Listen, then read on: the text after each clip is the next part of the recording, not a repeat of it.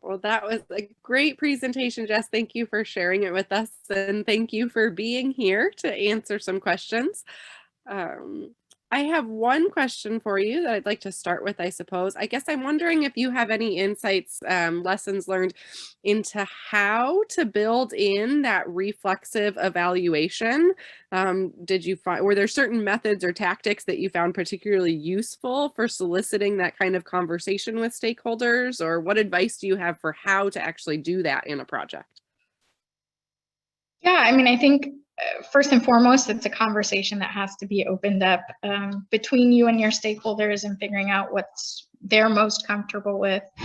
For us, we had, I guess you could say, somewhat of a mediated conversation. We had posed a set of questions for Anna as one of our advisors to pose and ask the community while we were in the room, but just so that they didn't feel overwhelmed by all of us in the room. We had a point person, so to speak, and we handed them the questions in advance so that they'd have a bit of time to think it through and, you know, weren't surprised really by anything that we would ask.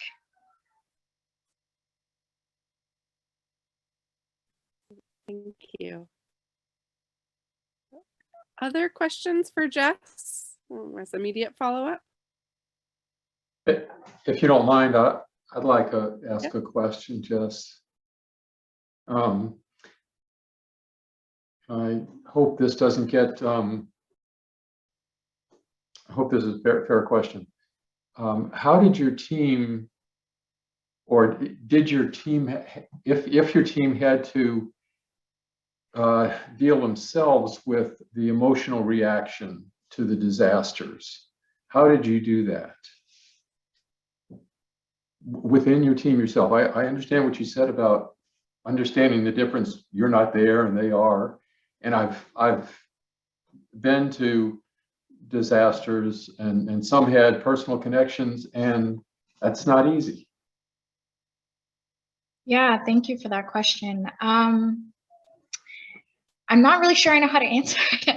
I think, right, because especially with our team, right, it's such a dispersed team, we're not just dealing, even though we're working with disaster in Puerto Rico, right, we're also dealing with disasters in our own context. I remember during one instance, there was a team member that had a tornado the night before one of our meetings, right, and still showed up, right, even though that's very, that's a lot.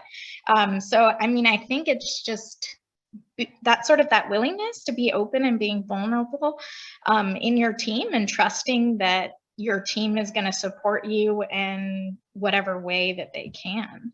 So yeah. It sounds like it was not really something that came up, just the trust and support of the team. You knew it was there.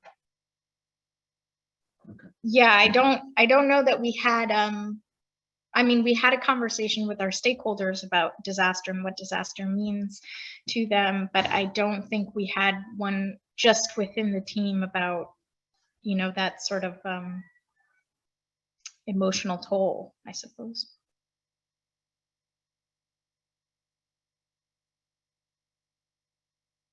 Yeah, thank you. I think that's a really question. Yeah, go ahead. Yeah, you know, I do feel like it came up, but not directly, right? We didn't attack it per se, but you know, whether it was through some of the discussions with some of our stakeholders or naturally, it was apparent, in my opinion, that it's such a personal matter that, you know, who knows the way we adapt to our environments when we decide that, you know what, I really am dropping everything today to go deal with that.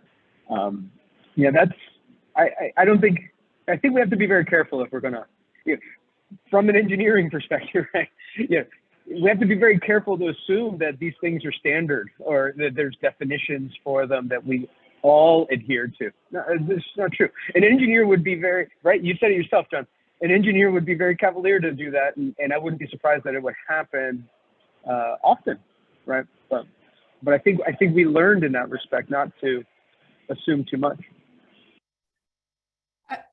Can I also say, just as an observer, I think I think that the stakeholders at CADAS, I think they were stressed. They were under a lot of stress, and this is goes to both Daniela and Jess's points about building trust, right? They were stressed out.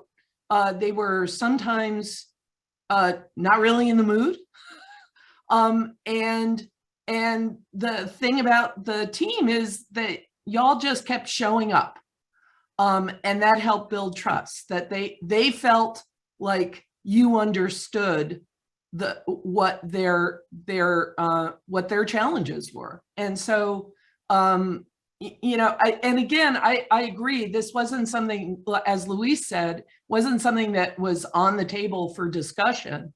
It was just an undercurrent in a lot of the meetings, and our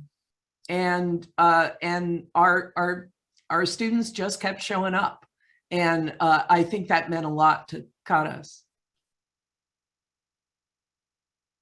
Thank you for that context, Anna. I guess I have hopefully a quick follow-up.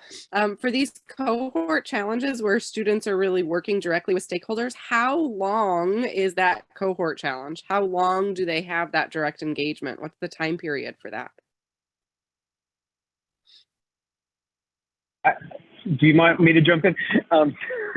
The schedule varies, right? And it varies based on our ability to get organized, as well as when we can make contact with them. They're busy, as Anna pointed out.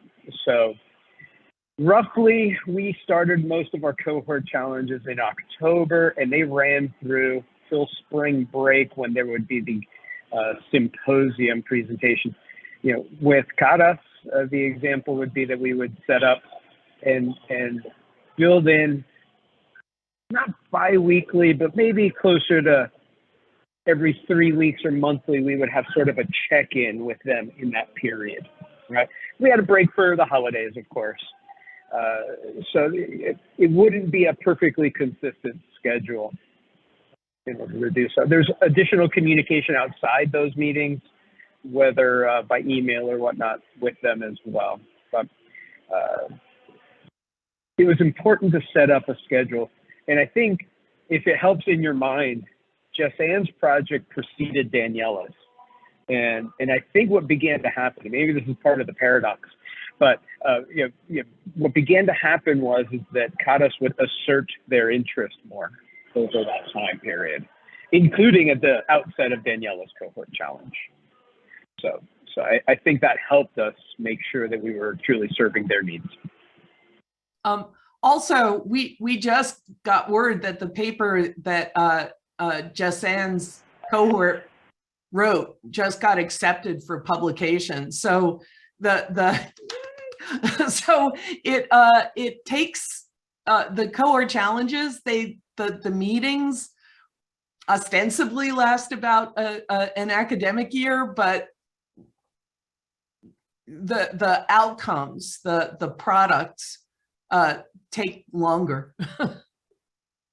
Well, you know, and they shoot high, right? So, and good for them on that. Good on you, because that was not an easy paper to get published, but the editors worked with them and asserted many of their ideas onto the paper, which I think truly improved it, despite the bruises we all show from that process. But I'm proud of those bruises, and I hope you are too. So. Thank you. I just want to acknowledge that when we're thinking about how to structure this, it sounds like an academic year is a good time period. An academic semester, maybe not, for building that sort of trust. And that's why I was asking about the duration of those cohort challenges, that it really does take a full academic year to continually show up, right? And that you also have relationships that are built over many academic years as faculty members. Right. So I do move I on think to John and especially Alice. true. Go ahead. Sorry. Especially true with these types of stakeholders that we've discussed so far. There are other types of stakeholders that could be at the table. We're running a cohort challenge currently where we are the stakeholders. It's the virtual resource center challenge. And it's the academics themselves who are the stakeholders. we're definitely at the table. It's a little bit of a different dynamic.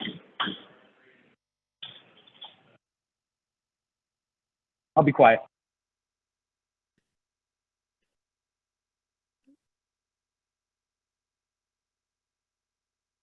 Thank you. So John or Allison, I'm not sure who's sharing screen or sharing slides, but thank you and go ahead.